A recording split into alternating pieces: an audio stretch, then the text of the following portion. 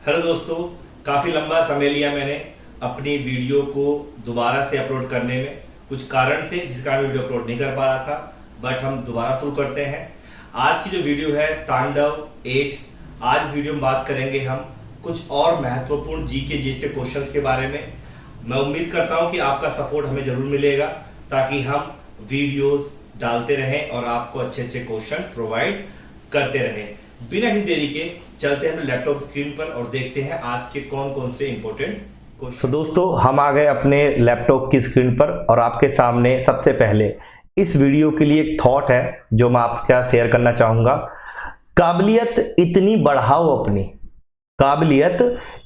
बढ़ाओ अपनी कि तुम्हें हराने के लिए कोशिश नहीं साजिश करनी पड़े। इतने काबिल बन जाओ आप कि लोग आपको हराने की सोचें तो सिर्फ कोशिश ना करें, उन्हें साजिश करनी पड़ जाए कि आपको हराया कैसे जाए। दोस्तों, चलते हैं अपने टॉप 30 क्वेश्चंस पर। आपके सामने है top 30 one liner GK GS questions. पहला क्वेश्चन आपकी स्क्रीन पर। दक्षिण भारत में वैष्णव मत के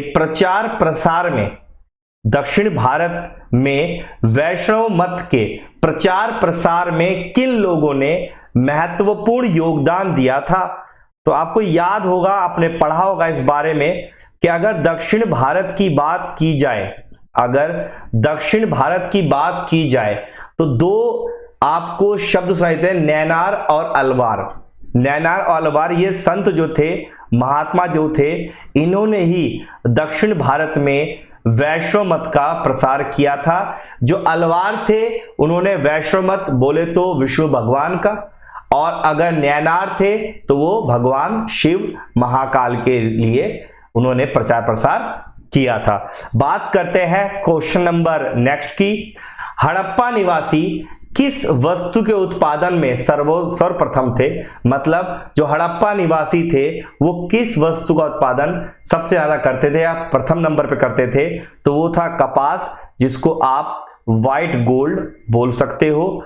क्वेश्चन नंबर 3, मौर्य काल में शिक्षा का प्रमुख केंद्र क्या था? अगर आपसे पूछा जाए कि मौर्य काल में सबसे प्रमुख केंद्र कौन सा था जो शिक्षा के लिए जाना माना जाता है, तो वो था तक्षशिला। क्या था? तक्षशिला। क्वेश्चन नंबर 4, 1857 के विद्रोह का रुहेलखंड में नेतृत्व किसने किया था?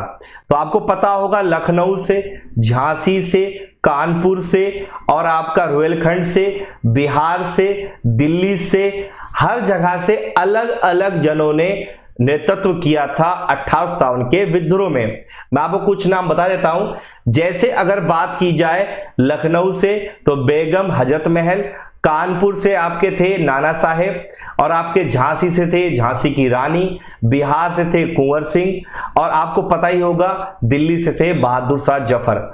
तो ये सब थे जिन्होंने 1800 विद्रोह में भाग लिया था। वैसे ही रुहेलखंड से थे खान बहादुर खां, ये थे रुहेलखंड से। बात करते हैं क्वेश्चन नंबर 5 की। मौर्य काल में गुप्तचरों को क्या कहा जाता था? तो उन्हें कहा जाता था उभय वेतन।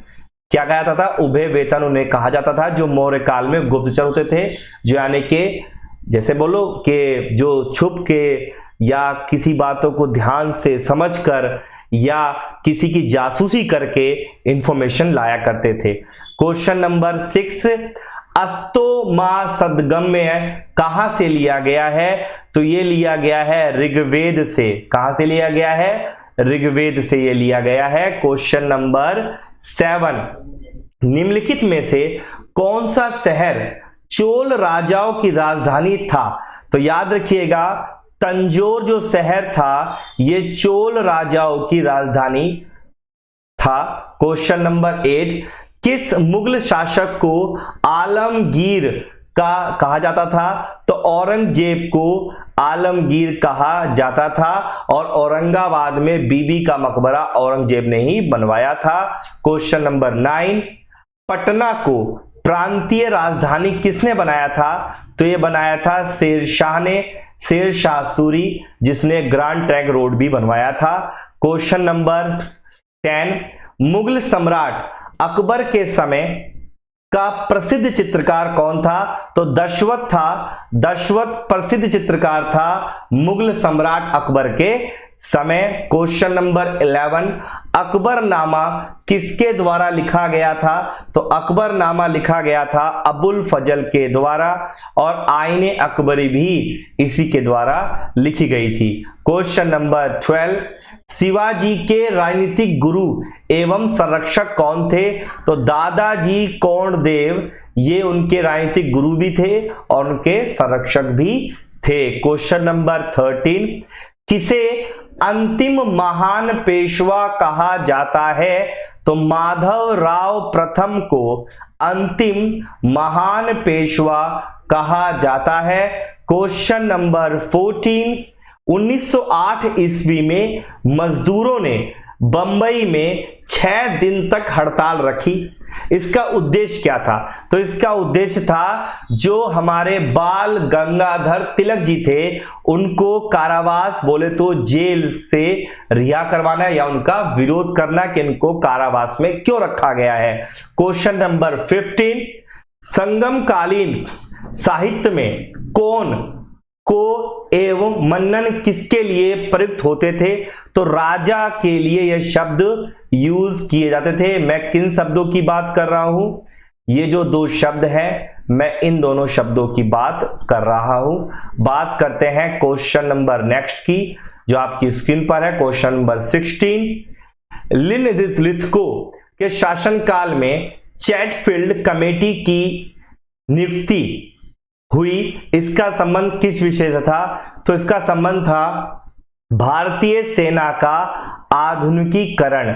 और एक बात याद रखिएगा, पूछा जाता है कि भारत छोड़ो आंदोलन के समय भारत का गवर्नर जनरल कौन था? तो याद रखिएगा भारत छोड़ो यानी कि भारत से जाओ अंग्रेजों के लिए कहा गया था। तो आप जाएंगे लिनलिथगो, गो वर्ड से याद रखिएगा कि जिस समय भारत छोड़ो आंदोलन चल रहा था उस समय भारत का गवर्नर जनरल था लिनलिथगो।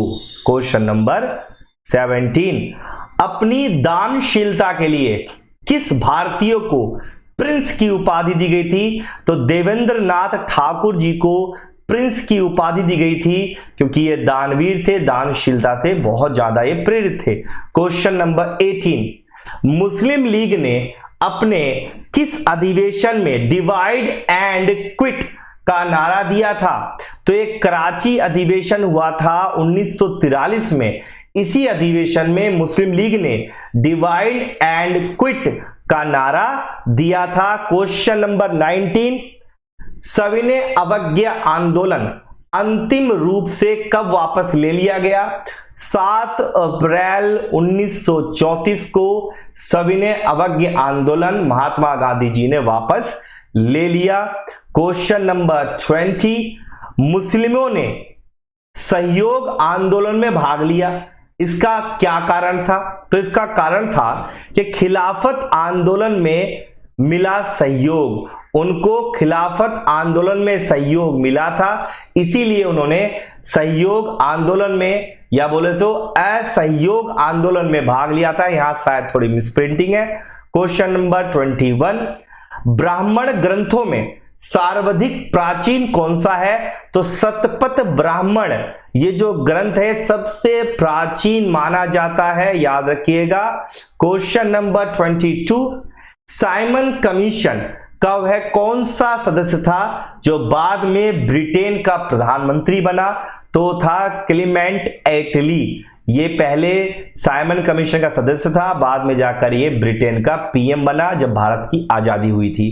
क्वेश्चन नंबर 23, किस सत्याग्रह को दिल्ली चलो सत्याग्रह के नाम से जाना जाता है? तो इसका नाम है व्यक्तिगत सत्याग्रह। व्यक्तिगत सत्याग्रह।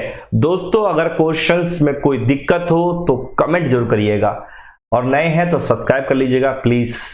क्वेश्चन नंबर 24, नौजवान भारत सभा की स्थापना 1929 में हुई थी। इसके संस्थापक कौन थे? तो इसके संस्थापक थे सरदार भगत सिंह जी। सरदार भगत सिंह जी संस्थापक थे नौजवान भारत सभा का।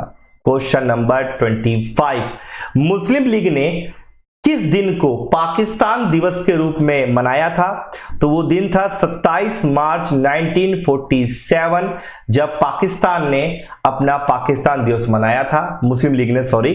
क्वेश्चन नंबर 26, जवाहरलाल नेहरू ने किसे गुमराह देशभक्त की संज्ञा दी थी?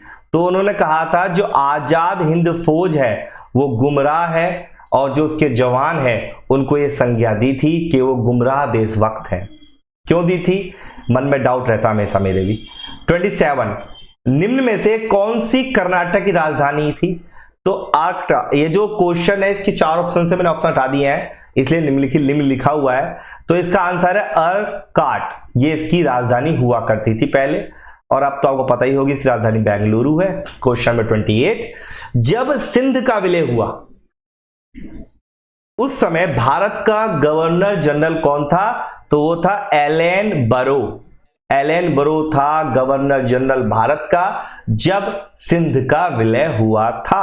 क्वेश्चन नंबर 29, वह ब्रिटिश सेनापति कौन था जिसने मीर कासिम को 1763 के कई युद्धों में परास्त किया था? तो वो था मेजर एडम्स। इस बंदे ने मीर कासिम को कई बार हराया था। क्वेश्चन नंबर 30, द्वैध शासन दोहरा शासन प्रणाली का प्रारंभ किस वर्ष हुआ था? तो 1784 में द्वैध शासन प्रणाली प्रारंभ की गई थी। दोस्तों वीडियो कैसी लगी जरूर बताइएगा। Thanks for watching. तो दोस्तों अभी आपने देखे टॉप 30 क्वेश्चंस जीके जीएस के। आई होप सो कि आपको सारे क्वेश्चंस क्लियर हो गए होंगे, और आप अगर कोई भी डाउट होता है तो आप कमेंट करिएगा, हम उसका रिप्लाई जरूर करेंगे। अगर आप हमारे चैनल पर नए हैं तो चैनल सब्सक्राइब कर लीजिए, बेल आइकन को प्रेस कर दीजिए, और ये ध्यान रखिए कि ये जो सीरीज है इसका फायदा आपको डायरेक्ट मिलेगा। और इसके साथ साथ में अगर आपके मन में ऐसा कोई भी प्रश्न आता है किसी भी क्वेश्चन को लेकर, तो आप हमसे कभी भी पूछ सकते हैं, हम उसका रिप्लाई जरूर करेंगे। तो दोस्तों आज के लिए इतना ही, मिलेंगे अगली वीडियो में कुछ नए क्वेश्चंस के साथ। तब तक के लिए आप सभी को जय हिंद।